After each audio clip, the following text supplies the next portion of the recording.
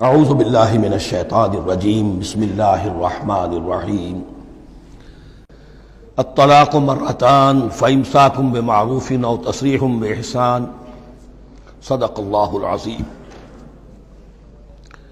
پچھلی نشست میں جو مضامین آئے تھے ان میں سے ایک کے بارے میں مجھے احساس ہوا کہ میں نے ایک بات شروع کی تھی لیکن نامکمل رہ گئی۔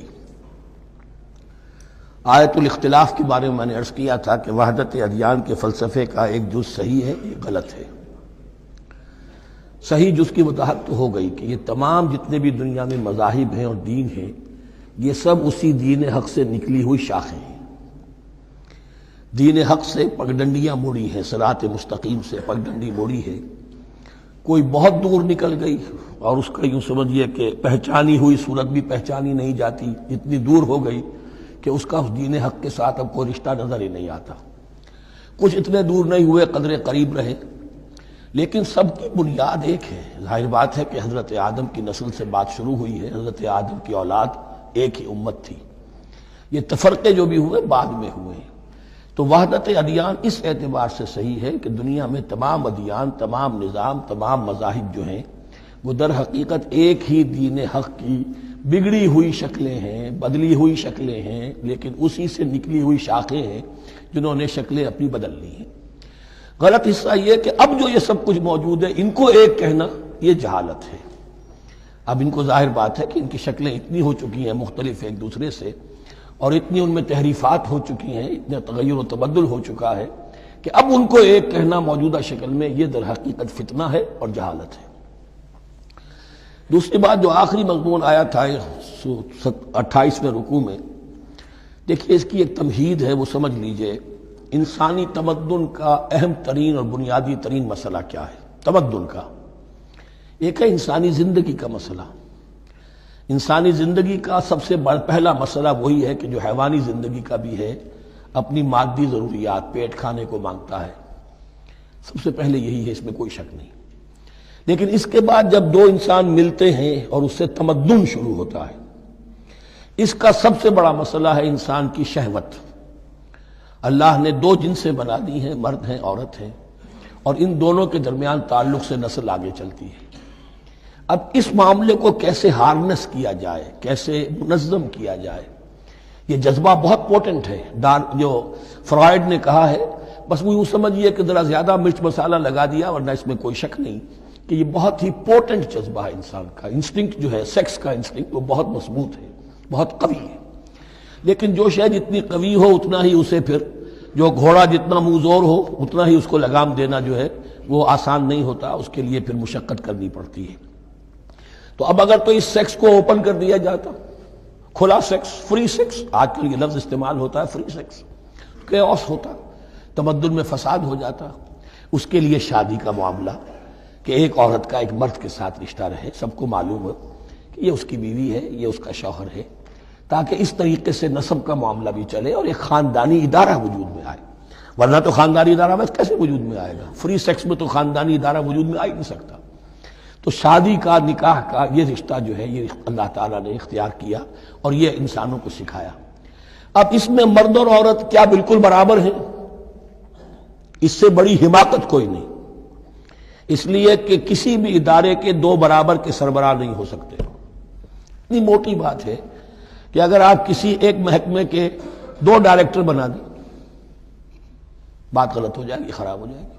ایک ڈائریکٹر، مینیجنگ ڈائریکٹر، دوسرے 10 ڈائریکٹر بنا دیجیے آپ، لیکن اوپر ایک ہوگا، جنرل مینیجر ایک ہوگا، ڈپٹی مینیجر 10 رکھ دیجیے۔ ہر ادارے میں اگر نظم قائم کرنا ہے تو ایک اوپر ٹاپ پر ہونا چاہیے۔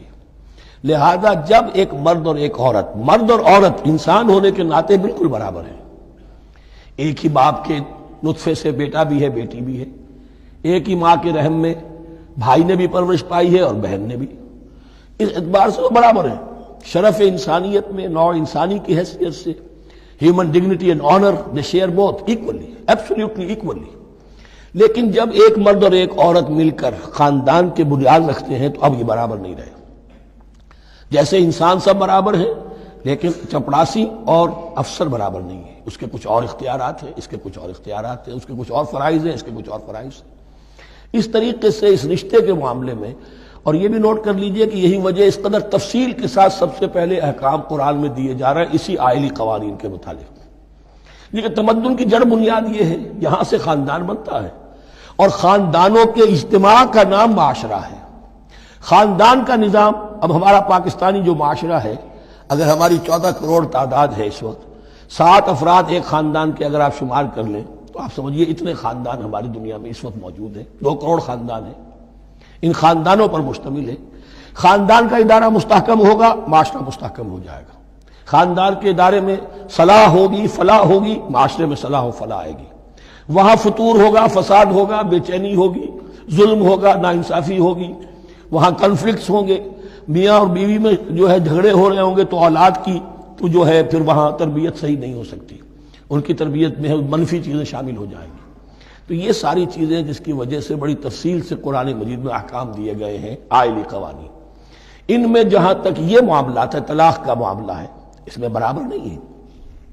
شادی کرنے میں عورت کو بھی حق ہے، وہ شادی سے انکار کر دے، جبر نہیں کیا جا سکتا۔ ایک مرتبہ وہ نکاح میں آ گئی ہے تو اب شوہر کا پلڑا بھاری ہے، شوہر اسے طلاق دے سکتا ہے، اگر ظلم کے ساتھ دے گا اللہ کے ہاں جواب دہی کرے گا اور پکڑ ہو جائے گی، لیکن اختیار ہے۔ وہ خود طلاق نہیں دے سکتی، البتہ طلاق حاصل کر سکتی ہے، خلا جسے ہم کہتے ہیں، وہ عدالت کے ذریعے سے، بڑوں کے ذریعے سے، رشتہ داروں کے ذریعے سے خلا کرے، لیکن طلاق دینے کا حق اس کو برابر نہیں ہے مرد کی طرح۔ اسی طرح اگر ایک طلاق دی تھی مرد نے اور اب یہ عدت پوری نہیں ہوئی ہے، وَبَعُولَتُهُنَّ أَحَقُّ بِرَدِّهِنَّ، اب وہ کہے تو نے طلاق دے دیا، میں تیرے گھر میں بسنے کو تیار نہیں ہوں، نہیں، اختیار مرد کا ہے، عدت کے اندر 3 مہینے کے اندر وہ اس کو واپس لے سکتا ہے، اس کو طلاق رجعی کہتے ہیں۔ یہ تمام چیزیں ایسی ہیں کہ بہرحال خواتین کو اچھی نہیں لگتی، اور آج کی دنیا میں تو جو یہ مرد و عورت کی مساوات کا سلسلہ ہے، یہ شیطان کا سب سے بڑا فلسفہ اور معاشرے میں فساد اور گندگی پیدا کرنے کا اس کا سب سے بڑا ہتھیار ہے۔ اور اب جو کچھ رہی صحیح اقدار ہماری ایشیا کے ممالک جو ہیں، زیادہ تر مسلمان ممالک ہیں، ان میں خاندانی نظام کی جو بچی کھچی شکل رہ گئی ہے اس کو برباد کرنے کے لیے یہ قاہرہ کانفرنس اور بیجنگ کانفرنس، اس ایشیا کا گھیراؤ دونوں طرف سے، مشرق سے اور مغرب سے، کہ عورت کو آزاد کرو، عورت کو اٹھاؤ، ایمینسیپیشن کے نام پر، آزادی کے نام پر، اور مرد و عورت کی مساوات کے نام پر، تاکہ خاندانی نظام ٹوٹ کر رہ جائے، جیسے کہ ان کے ہاں ٹوٹ چکا ہے خاندانی نظام نے۔ یہ کلنٹن صاحب نے کہا تھا اپنے سال 9 کے میسج میں کہ عنقریب ہماری قوم، امریکن نیشن، بہت جلد اس کی اکثریت حرامزادوں پر مشتمل ہوگی، born out of wedlock, وہ کسی شادی کے نکاح کے نتیجے میں کوئی وجود میں نہیں آئے ہیں، زنا کے نتیجے میں وجود آئی ہوئی قوم ہوگی۔ 1 پیرنٹ فیملی رہ گئی ہے، ماں ہی باپ ہے اور وہی ماں ہے، اور وہ دونوں وہ جانتے ہی نہیں۔ اب وہاں بڑی ایک مہم اٹھ رہی ہے کہ ہر انسان کا حق ہے کہ اسے معلوم ہو کہ میرا باپ کون ہے۔ وہاں تو بہت سے لوگ پتہ ہی باپ کون ہے میرا، کیا پتہ۔ یہ تباہی ہے جو اس معاشرے پر آ چکی ہے، اور ہمارے ہاں بھی لوگ اسی معاشرے کی نقالی پر چل رہے ہیں۔ اور یہ نظریہ مساوات مرد و زن جو ہے، یہ بہت ہی یوں سمجھیے کہ تابناک اور بہت اچھے الفاظ کے ساتھ سامنے آ رہا ہے۔ البتہ اس کا دوسرا رخ بھی ہے، اسلام نے عورت کو جو حقوق دیے ہیں بدقسمتی سے ہم مسلمانوں نے وہ بھی ان کو نہیں دیے۔ اس کی وجہ یہ ہے کہ ہمارے اوپر ہمارا ہانٹ کر رہا ہے ہمارا ہندوانہ پس منظر۔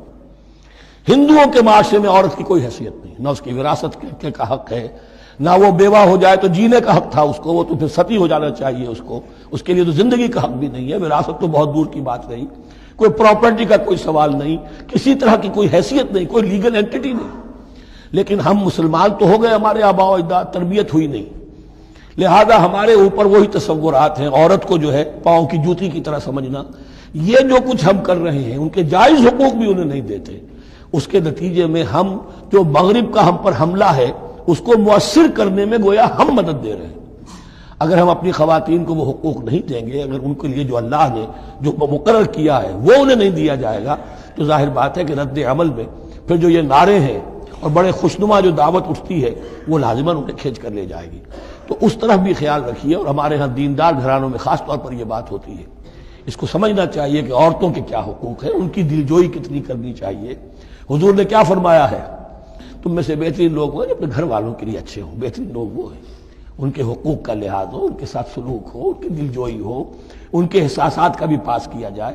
البتہ جہاں شریعت کا اور دین کا معاملہ آ جائے، نتھنگ ڈوئنگ، سیدھی سیدھی بات، یہ تلوار کی طرح آپ ننگے ہو جائیں اس وقت کہ یہ معاملہ دین کا ہے، اس میں میں تمہاری کوئی رعایت نہیں کر سکتا، ہاں میرے معاملات کے اندر جو بھی تم چاہو میں نرمی کروں گا، یہ ہو سکتا ہے۔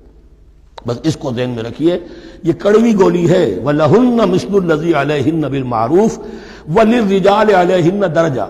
اب درمیان کے الفاظ کو تو جدید جو ہمارے ہیں دانشور وہ لے لیتے ہیں، اوپر کا نہیں دیکھتے کہ بَعُولَتُهُنَّ أَحَقُّ بِرَدِّهِنَّ، برابری کہاں رہی؟